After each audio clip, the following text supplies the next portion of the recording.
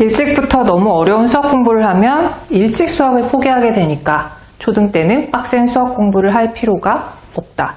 그리고 초등 수학은 애초에 어렵지가 않다. 그러니 베베 꼬아놓은 문제를 푸는 것보다 차라리 중등 선행을 초등 때 일찍 시켜라 등 초등 수학을 대충 해도 된다는 이야기 많이 들으셨을 거예요. 그런데 문제는 초등 때 심화를 해야 하느냐 안 해도 되느냐의 문제가 아닙니다. 심화 안 하고도 잘하는 아이 있죠. 심화를 하고도 못하는 아이 있어요. 사실 이것이 본질인데 다들 모르고 그냥 넘어가시더라고요.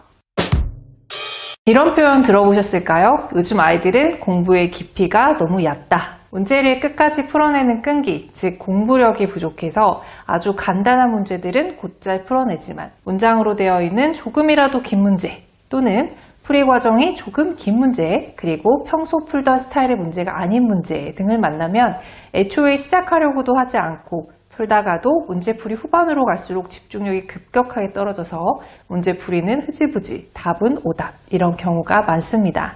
연산도 그래요. 매끄럽고 정확한 풀이 연습이 되지 않아서 계속 실수를 하는 아이들이 많죠. 이게 모두 공부의 깊이가 얕기 때문에 발생하는 일들입니다. 사실 이 모습은 저학년 때부터 눈치를 챌 수 있는 여러 가지 힌트들이 있었습니다. 초등 저학년 때는 문제 풀다가 울고 계속 모르겠다고 엄마를 찾아대고 고학년 중등으로 가면 수학 공부하기 싫다, 쓰기 싫다 등의 이유로 거부하기 시작하죠. 그럴 때마다 하지 말아라, 엄마가 해줄게, 그럼 학원으로 가자 등의 방법으로 해결하셨는데요. 그리고 나서 과연 이 문제가 해결되었었나요? 지금 우리 아이 얘기야 하면서 고개 끄덕이시는 분들 많으세요. 네. 초등 때 깊이 없이 너무 느슨한 학습을 해온 아이는 앞으로 절대 수학을 잘 할 수 없습니다. 왜냐하면 초등 때 만들어진 수학 공부 습관이 아이의 능력치가 되어서 학년이 올라갈수록 학습 격차를 벌리는 주된 원인이 되기 때문이에요. 그렇다고 오해는 하지 마세요. 심화 수준이 안 되는 아이는 영영 끝이라는 얘기가 아니라 자신보다 한 단계 위의 문제들을 수준에 맞게 충분히 조금씩 접해보면서 6년에 걸쳐 레벨업을 하는 장기 플랜이 필요하다는 말씀입니다. 이미 벌어진 아이들 간의 수학학습 격차를 뛰어넘으려면 우선 아이의 수학에 대한 심리적 장애물을 제거하는 것부터 제대로 된 학습 방법을 찾고 아이에 맞게 적용시키는 등 상당히 많은 단계와 시간이 필요합니다. 하지만 아시다시피 고학년으로 올라갈수록 수학 공부 외에도 할 것들이 너무나 많아지기 때문에 처음부터라는 결정을 하기가 쉽지 않아요. 그런데 사실 대입까지 가는 데 있어서 수학이 얼마나 중요한지는 제가 언급하지 않아도 잘 아시죠? 수학의 발목을 잡히면 전 과목의 전체적인 밸런스가 무너집니다. 그러니 가능한 한 어릴 때 아이들의 수학 공부에 어느 정도의 고삐를 단단히 잡아두실 필요가 있습니다. 아이들의 공부의 깊이가 얕아진 데에는 여러 원인이 있겠지만 가장 큰 원인 중 하나는 아이의 저항을 이겨내지 못한 탓입니다. 수학 공부시키려고 붙잡아 두는 동안 계속 지우개 떨어뜨리고 화장실 들락거리고 냉장고 문 여닫고 쓰는 공부 안 하려고 자꾸 암산하다가 틀리고 몸이 베베 꼬여도 계획하신 시간 동안 정해진 분량은 꼭 하도록 지도하셔야 돼요. 학부모님의 스트레스가 극에 달하고 아이와 싸우는 한이 있더라도요. 그리고 이 과정에서 반드시 필요한 것은 우리 아이의 타고난 성격에 맞는 학습 방법을 찾는 것입니다. 예를 들어 아이가 왜 그렇게 가만히 앉아 공부하는 것을 거부하는지, 왜 10분도 집중하지 못하는지의 이유를 찾는 거죠. 이유를 찾으면 방법을 찾을 수 있습니다. 집중력이 너무 낮다면 1시간으로 계획한 수학 공부 시간을 하루 3번으로 나누어서 하셔야 하고요. 아이가 글씨 쓰는 거 싫어한다면 그림이든 말로든 문제풀이 과정을 표현하도록 지도하셔야 합니다. 끝내면 어떤 달콤한 휴식이 있는지도 아이 특성에 따라서 찾아주셔야 되고요. 또 시작은 시켜서일 수도 있지만 매일 조금씩 공부하는 습관이 갖춰지고 그 과정에서 수학 실력이 늘었다는 것을 아이가 직접적으로 느낄 수 있는 방법도 찾으셔야 합니다. 예를 들어 만점 받기 쉬운 간단한 테스트, 칭찬, 끝낸 결과물, 문제집 한 권 완북과 같은 것들이요. 암튼 수학을 잘하게 하고 싶으시다면 이 초반의 장애물을 잘 넘으셔야 합니다. 이걸 못 넘으면 그 이후는 없어요. 두 번째는 빨리빨리 속도전, 물량전 때문입니다.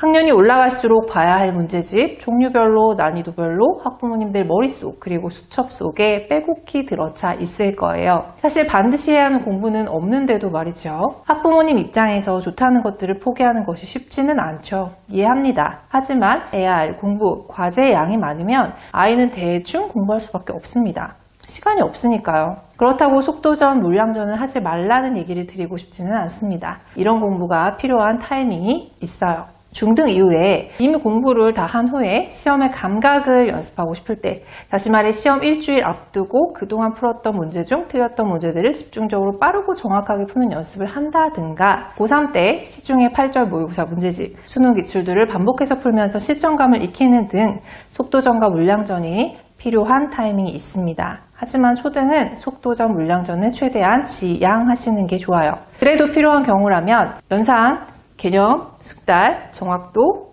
완성한 후에 속도 연습을 할 때라든가, 지난 학기 학년의 복습을 위해서 쭉 훑고 넘어가는 총정리 문제집을 풀릴 때, 이럴 때를 제외하고는 평소에 적게 풀어도 아이가 성의를 보이며 정확하게 푼다면 괜찮다, 훌륭하다 라고 생각하셨으면 합니다. 문제집은요, 학기마다 정확하게 정성껏 푼다라는 기준으로 2권 정도면 충분해요. 세 번째는 선행 때문입니다. 최소 2, 3년 전에 선행을 시작하게 되면 아이가 그 내용을 정말로 이해하는 데 상당히 많은 시간이 걸립니다. 그래서 처음엔 수박 겉핥듯이 가르치기도 해요. 나중에 보충하겠다는 계획이긴 하죠. 그래서 이때 개념이 이해되지 않는 아이들은 주요 공식들을 이용한 기초 문제 풀기만 익숙하게 연습시키는 경우가 많습니다. 제대로 된 선행이라면 항상 말씀드리지만 최소 응용 정도까지 완성이 되어서 기출시험지를 풀어도 80점 이상이 나와야 정상입니다. 하지만 공식 암기로 인해 기초문제만 풀 수 있는 아이는 표면적으로는 선행을 하긴 했지만 실제 기출문제는 풀 수 있는 문제가 거의 없어요. 특히 중2 이상은 더욱 그렇습니다. 그런데 더 큰 문제는요, 아이들이 이런 식으로 선행을 해놓고 난 선행을 했으니까 이 부분은 알고 있다는 착각을 한다는 것입니다. 이게 중하위권 아이들의 가장 큰 문제인데요. 모르면서 얼핏 듣기로 배운 것 같은 느낌적인 느낌이기 때문에 수업에 진지하지 않고 또 문제도 기초 문제들만 끄적이다가 마는 경우가 많아요. 사실은 아이들도 알고는 있습니다. 제대로 모르고 있어서 어려운 문제는 못 푼다는 사실을요. 하지만 그냥 자기 합리화로 난 선행 공부를 했지만 문제가 너무 어렵기 때문에 수학을 못하는 것이다. 그나마 선행해서 이 정도다. 나아가서 난 수포자이기 때문에 당연히 못하는 것이다 로 생각이 흐르는 것이죠. 상상만 해도 우리 아이의 모습이 아니길 기도하고 싶은 마음이지 않으세요? 그래서 결론은요, 첫 번째, 아이가 좀만 어려워도 하기 싫어한다. 그렇다고 그냥 방치하시면 안 돼요. 아이 성향 잘 파악하셔서 일부는 싸우더라도 그 싸움을 학부모님이 아니라 과외 공부방 학원이 대신해 주더라도 넘어야 할 산이니 반드시 넘어야 합니다. 단 아이 수준을 정확하게 파악해서 그 단계부터 조금씩 시작하셔야 돼요.